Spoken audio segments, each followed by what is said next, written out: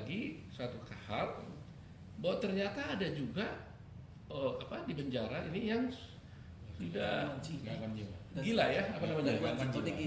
ODGJ. Orang dalam gangguan jiwa. Nah, kita mau cek lagi nih. Dia masuk ini memang sudah gangguan jiwa dihukum, karena itu nggak mungkin kan. Biasanya kalau dia sudah gangguan jiwa sebelum dia dihukum, dia kan tidak bertanggung jawab. Artinya dia harus dibebaskan, nggak bisa dihukum, tidak punya tanggung jawab. Nah, tetapi masalahnya sekarang, kalau dia sudah masuk, kemudian ada gangguan jiwa, bagaimana ini? Kalau dicampur dengan yang lain kan juga repot. Nah, secara singkat kita pikir mestinya kan dia harus ditahan di tempat yang lain kan, di rumah sakit jiwa. Nah, tapi di rumah sakit jiwa sana pun kan berbeda. Di sana kan rumah sakit jiwa memang sakit jiwa, tapi ini adalah orang gangguan jiwa yang dalam keadaan terpidana dan ditahan dalam tahanan.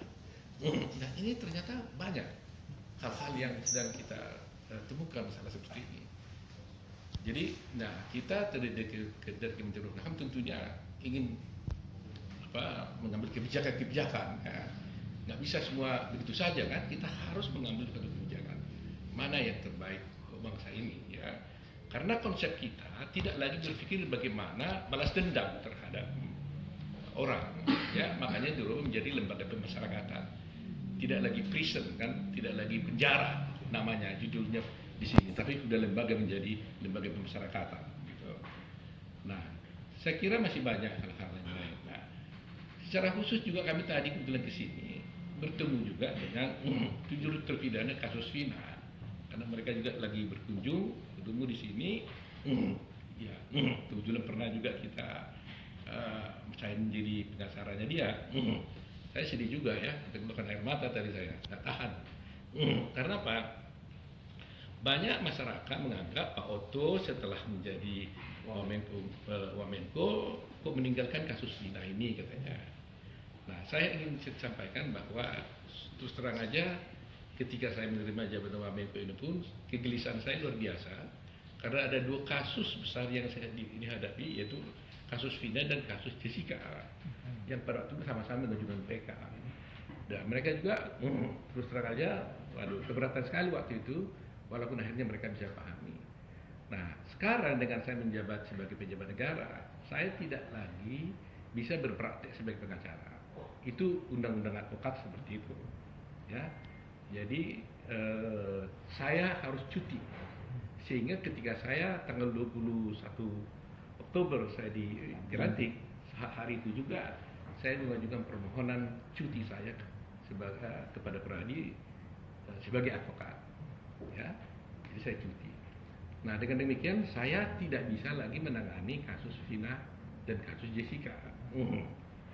Nah, tapi beruntung karena ada tim waktu itu, ada juga Pak Jutet, ada Pak Ruli. Saya pesankan pada mereka supaya tetap melanjutkan, dan mereka konsisten terus melanjutkan perjuangan mereka untuk membela Vina. Dan di kasusnya Jessica ada juga tim yang lain yang bisa menangani, ada Ibu Udame, ada Yakub dan sebagainya di sana. Ya. Ada Bostan juga. Nah, jadi saya juga secara khusus tadi melihat bahwa 7 pidana di sini keadaannya ya baik-baik saja, ya udah cek di lapas mereka baik-baik, walaupun menitipkan tentang adanya keinginan dia untuk saya mendapatkan keadilan bagaimana. Nah, tapi ada satu memang, yaitu si Sudirman, dia ngeluh sakit, ya ngeluh sakit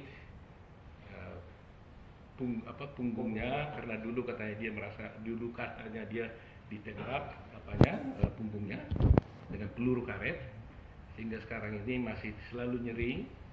Kalau dia duduk nggak tahan, tapi kalau dia jalan lebih nyaman. Tadi kita udah sarankan agar dia diperiksa ya di rumah sakit, ya mungkin di ronsen atau di MRI, supaya mendapat kepastian ya. Karena dia masih muda sekarang, kita lihat begini, jangan tiba-tiba dia lumpuh total. Nah, kita nanti waduh gimana itu ya, kita nggak bertanggung jawab itu namanya. Jadi lebih bagus lebih dini dicek gitu kan. Karena ini orang ini masih muda, umur 29 tahun, kejadian dulu 21 tahun. Ya. Nah, soal kasusnya, saya sebagai di sini Menko tentu tidak bicara soal kasusnya. Itu adalah menjadi urusan dari pengacara sekarang. Kalau pun saya tidak bisa katakan begitu langsung saja ya.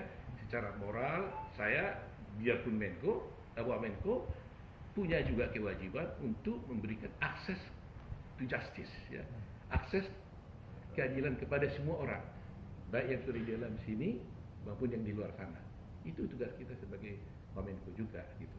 Itu sebabnya ada Pak Surya, Ibu Kamala Pasaribu ini ikut berhadir bersama kita di sini. Jadi itu